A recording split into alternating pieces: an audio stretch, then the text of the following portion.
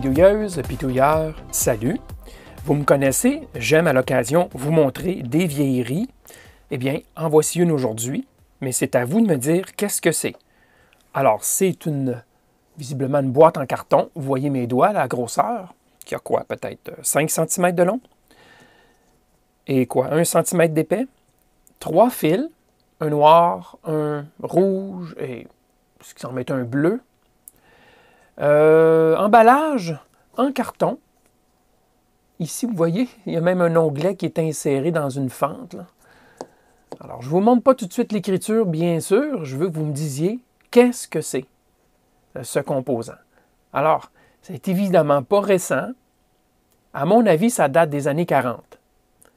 En tout cas, c'est dans ces années-là, c'est certain. Fait de carton, c'est dur. Et est-ce que ça pourrait être un semi-conducteur? Non. Il n'y avait pas de semi-conducteurs tels qu'on les connaît. 3 fils, là. Ce n'est pas un transistor ou rien du genre, dans les années 40. Est-ce que ça pourrait être une résistance de puissance? Ou un condensateur? Il y a 3 fils. Alors, un condensateur? Non. Résistance de puissance? Ça m'étonnerait. En carton comme ça m'étonnerait. Alors, d'après vous, qu'est-ce que c'est? C'est 2 condensateurs. Alors, voici l'emballage. Il y a donc 2 condensateurs. Le premier, c'est un condensateur de 80 microfarad, 150 volts de tension maximale d'opération. Le deuxième est un 20 microfarad, 150 volts, lui aussi de tension d'opération maximale, et il y a un fil commun. Alors, si je vous montre le schéma électrique de la pièce, le voici. 2 condensateurs électrolytiques combinés dans le même boîtier, en dos à dos. Alors, pourquoi avoir fait cela? Pour, à mon avis, quelques raisons. La première, c'est qu'on économise de l'espace en combinant 2 condensateurs dans le même boîtier. Et ça, c'était assez courant dans ces années pour les condensateurs de filtrage des alimentations, donc l'alimentation de plaques ou d'autres polarisations dans l'appareil. On combinait les condensateurs et 20 micros et 80 micros, c'était des valeurs, avec le 40 micros aussi, c'était des valeurs qui étaient très communes dans ces années-là. Ce qui est moins commun avec ce condensateur, c'est le fait qu'il soit rectangulaire dans un bloc comme ceci, plutôt que dans un cylindre en carton. Ce qu'on voyait beaucoup, beaucoup plus souvent.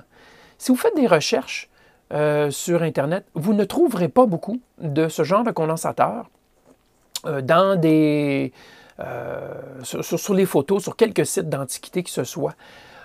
On voyait des condensateurs plats comme ça pour le démarrage de moteurs, mais ce n'étaient pas des condensateurs électrolytiques polarisés. Alors, celui-ci, c'est un condensateur électrolytique polarisé et il est bel et bien fait pour du filtrage d'alimentation, fort probablement dans une radio de table, petite radio AM de cuisine, de comptoir. Et ça justifie la forme aussi, puisqu'on pouvait mettre dans un boîtier assez plat, donc qui ne prenait pas trop d'espace, 2 condensateurs, alors que des condensateurs cylindriques auraient pris beaucoup plus d'espace compte tenu d'un petit modèle de radio. Alors celui-ci a été fabriqué aux États-Unis. 47-20-10, moi à mon avis, c'est 1947. En tout cas, ça tourne autour de ces années-là. Faudrait voir, là, mais je suis pas mal certain que c'est dans ces années. Le numéro du haut ne dit rien. Vous ne trouverez aucune référence. En tout cas, moi, je n'en ai pas trouvé. Il n'y a pas de marque écrite dessus, soit Mallory ou Sprague ou quoi que ce soit, des marques américaines. Donc, c'est difficile de savoir exactement la provenance. Mais l'emballage de carton, ça, c'était plus courant pour les condensateurs électrolytiques. À mon avis, c'est un condensateur qui était ce qu'on appelle sec, c'est-à-dire un condensateur électrolytique sec. Quand on dit sec, c'est qu'il ne contenait pas d'eau, ce n'était pas liquide, c'était probablement plus semi-solide, une espèce de pâte, et c'est un empilement de couches, probablement des feuilles d'aluminium empilées avec un électrolyte. Et c'était courant de fabriquer des condensateurs de ce genre. Malheureusement, ce genre de condensateur ne vit pas bien avec les années. Il ne vieillit pas bien. Donc, lorsque vous voyez un condensateur de ce type ou n'importe quel autre condensateur électrolytique dans des radios antiques, vous devez les remplacer. Et je l'ai testé. Et effectivement, les deux condensateurs sont complètement disparus. Il n'y a pas de court-circuit, c'est comme s'il n'y avait pas de condensateur. C'est complètement séché. Et on se retrouve dans les picofarades. Donc, pourri et à remplacer, bien sûr. Alors voilà, clairement ici, il fallait concevoir un double condensateur avec une forme particulière. Et bien, on le fait quand c'est nécessaire. À l'époque, on dépensait beaucoup. Les radios coûtaient cher aussi, proportionnellement au salaire. Donc, on pouvait se permettre de fabriquer des composants comme ça, presque sur mesure, pour des applications particulières. J'espère que vous avez apprécié. Si c'est le cas, pouce vers le haut, j'apprécierais. Merci beaucoup et à la prochaine.